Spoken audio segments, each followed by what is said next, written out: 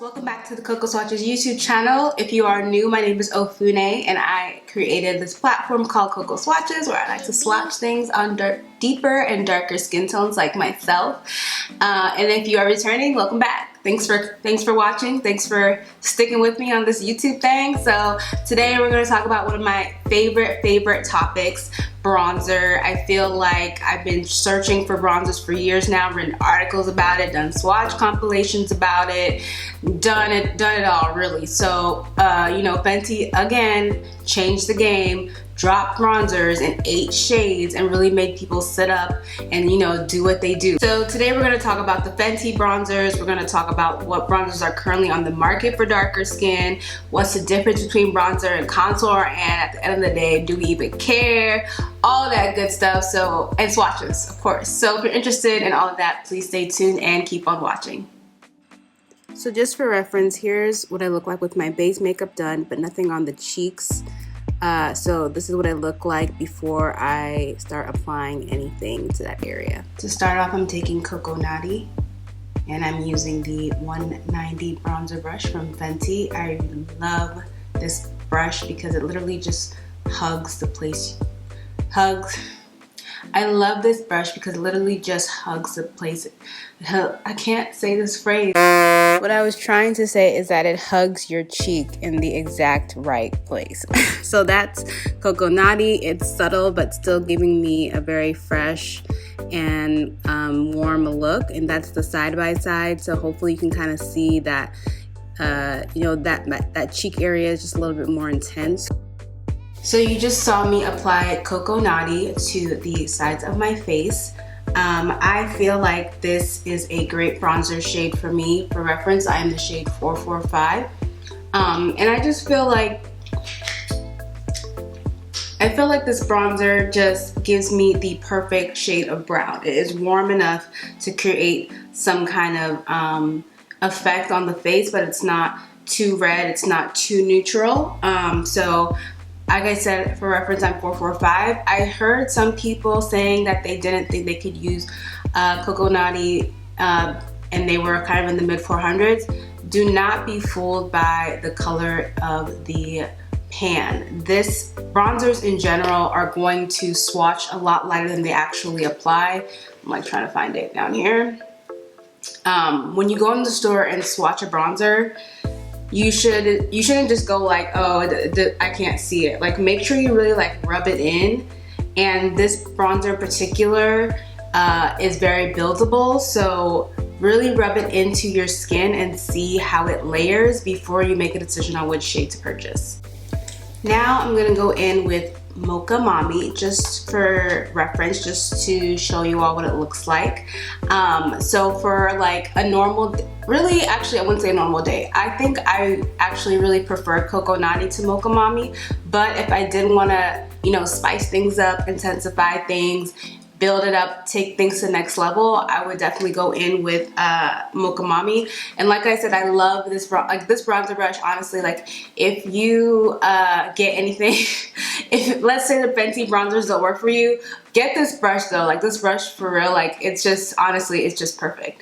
But for this specific application, since I already kind of went in on this cheek portion, I'm gonna go in with a very direct, kind of more what's the word, detailed approach with the Mocha Mommy, because I really want to use it to actually just sculpt the face and intensify what we did earlier. So I'm applying that just kind of to the hollows of the cheekbone, kind of right under where I applied Coco Naughty. I want it to be a little bit more precise and more sculpted. And that is Coco Naughty plus Mocha Mommy.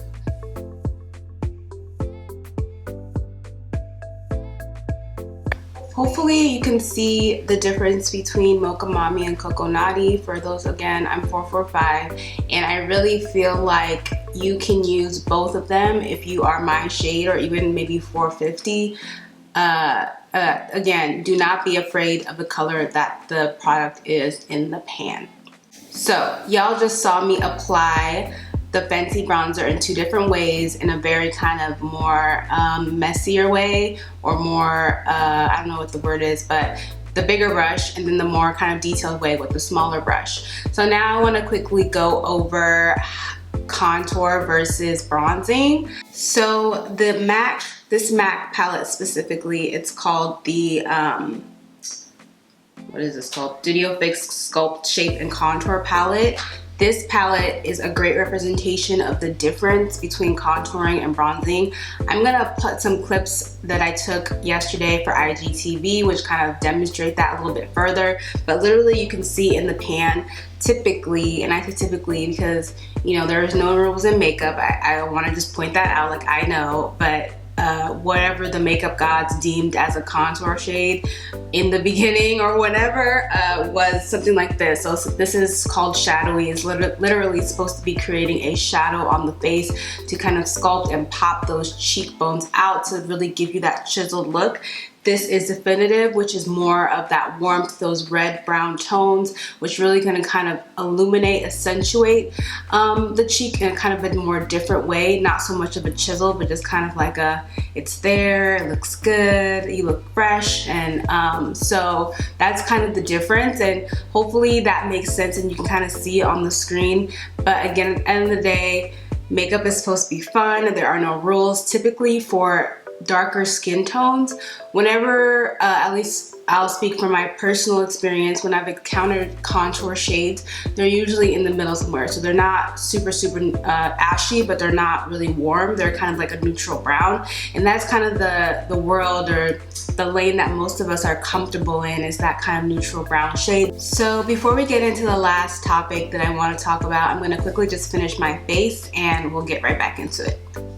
So I'm back, I got my full face on. Now we can talk a little bit more about these bronzers. So to pick up where we left off, as I was saying before, do not be fooled by the shade of the bronzer, the shade that the bronzer looks in the pan versus how it swatches versus how it applies. So I got a bunch of bronzers here. We're gonna talk about what bronzers are on the market and swatch a few of them. I did a full swatch compilation. I post a picture here for the ones that I don't get to today. We're only gonna concentrate on a few just for time purposes, but yeah, I'll show y'all what I mean. So first, let's start with one of the first bronzers I ever started using.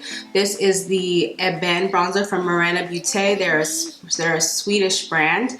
And this is definitely something I also want to point out, that a bronzer, the shade of a bronzer in general are usually warm browns, period, right? So warm brown can mean has a little red, has a little yellow, has a little orange mixed with the shade of brown.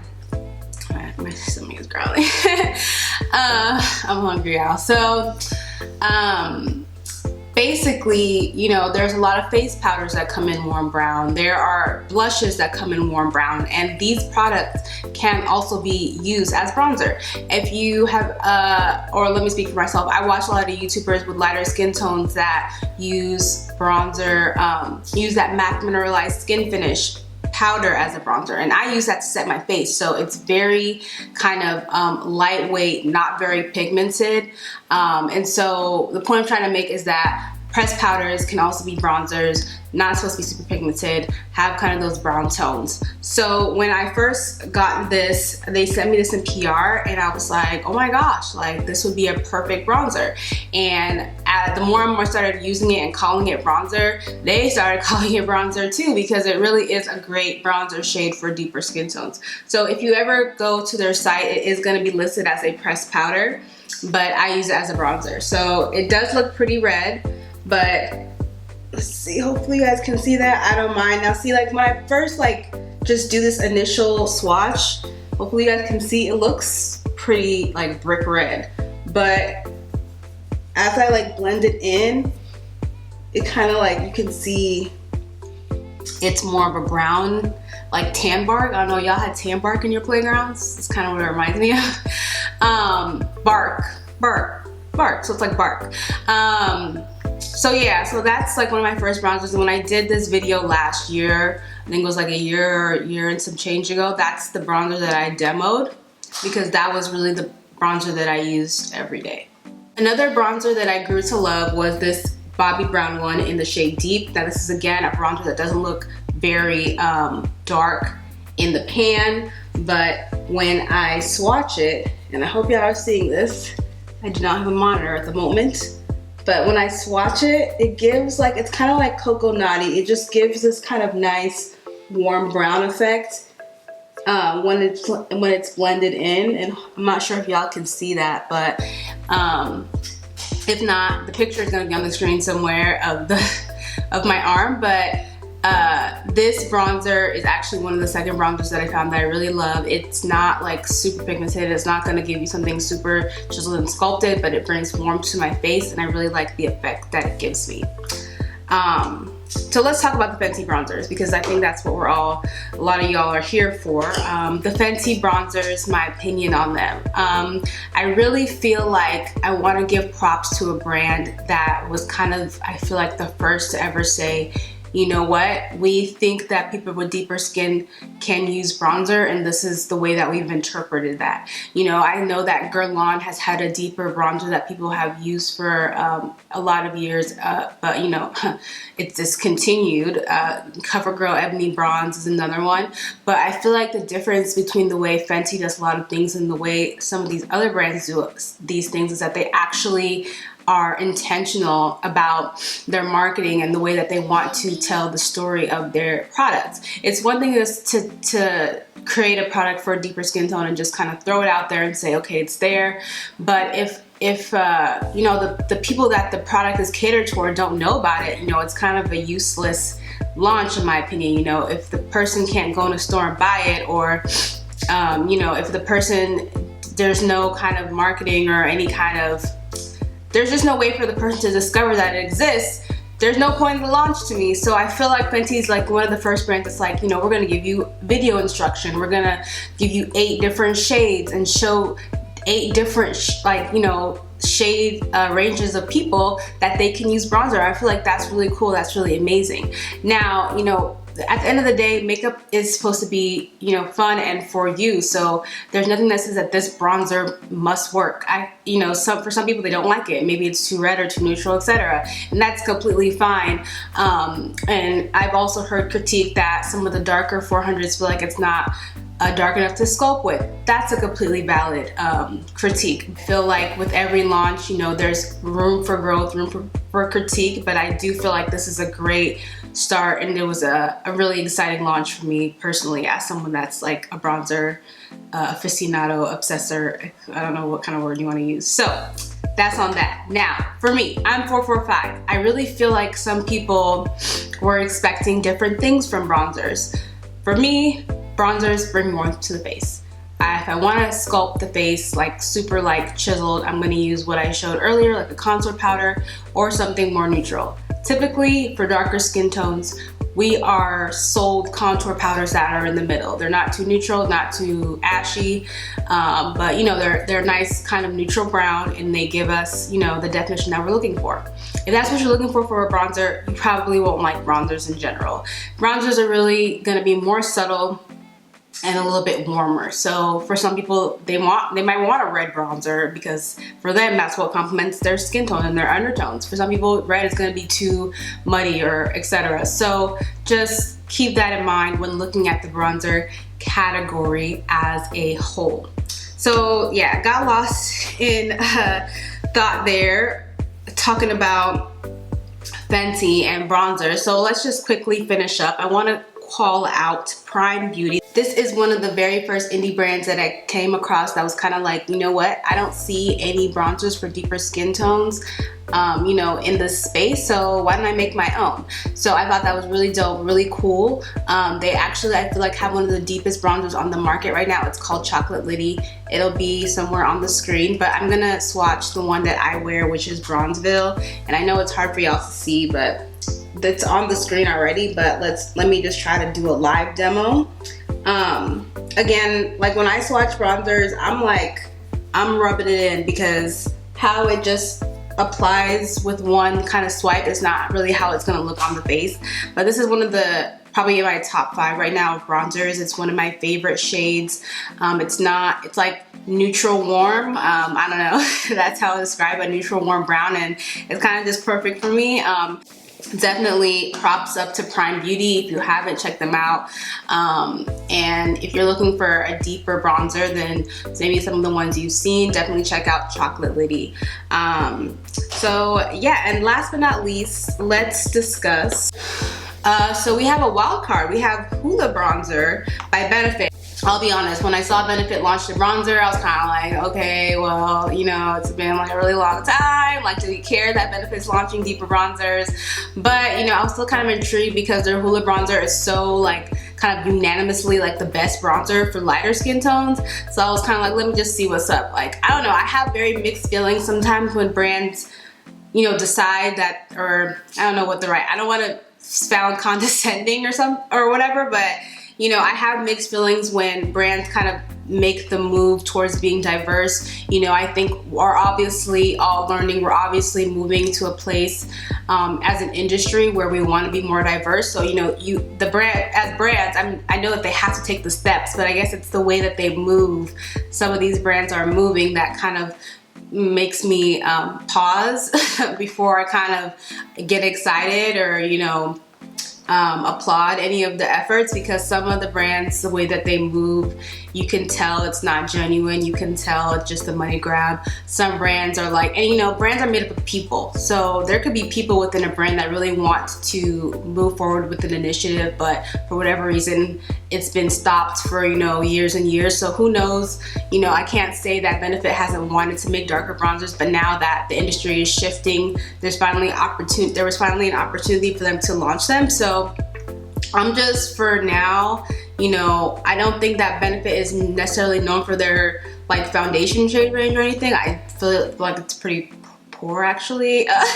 But in terms of this bronzer, I'm just gonna give them the benefit of the doubt for now. I know that they're like the brow queen, so I feel like when a brand is known for something specific, if they falter in other categories, then you know, I'm not gonna go super tough on them, but still I do want to point out that yeah, their complexion category is not that great.